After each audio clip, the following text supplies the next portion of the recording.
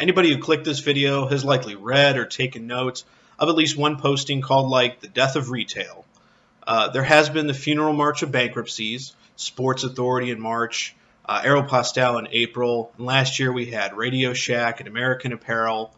Even now, some companies are on thin ice. Best Buy, Office Max, Office Depot, and Sears, coming after what was a subpar holiday season in 2015, shift in consumer shopping and buying habits, and even the tech sector, cannibalizing some of the best talent in this space.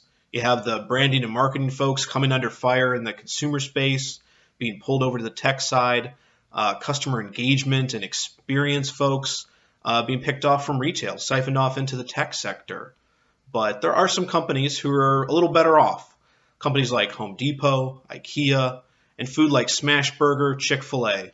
So I wanted to talk to my network, see if there was any advice for companies that wanted to remain competitive and maybe even get an edge in the space. And we came up with 6 tips. So here we wanted to share 6 tips for really competing in the space, and the tips are really by retailers for retailers. Number 1, slide up market. When you can have a really differentiated product or service, something that's in demand, product margins are better, numbers are better, this is where you can play and be a little more successful rather than down market where the prices, people are just getting crushed with the margins, and it's so competitive. Number 2, exclusive brands.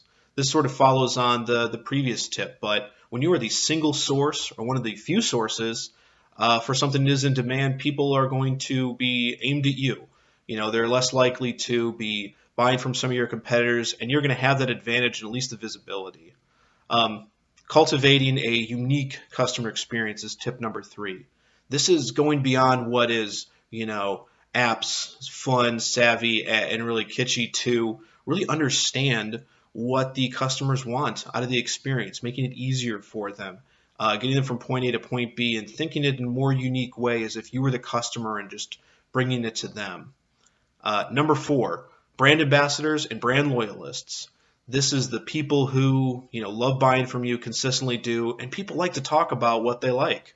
So empower them, equip them to do that, reward them, whether this is done via social media or other digital applications. You want people out there sparking a real genuine conversation and referring you to other people. And this is, in this day and age, some of the most powerful type of advertising.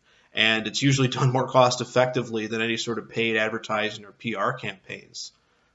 Tip number 5, eco-friendly and give back culture. These days, people are very interested in giving back to communities, protecting the environment, etc.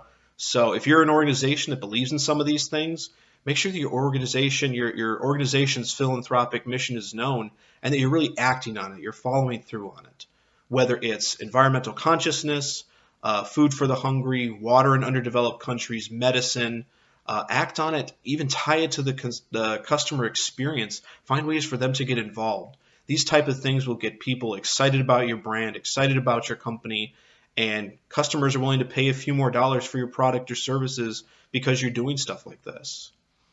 Tip number 6, optimize inventory via consumer technology. So take it another step from those consumer apps, the pricing, the data, the information, and really make sure it's tied to your inventory, your stock room, so that things are available, it's optimized, you're not sitting on cash and assets back there, but you really understand what's happening now and what is likely to happen in the future, and your inventory matches that. So it's really optimizing your supply chain and distribution.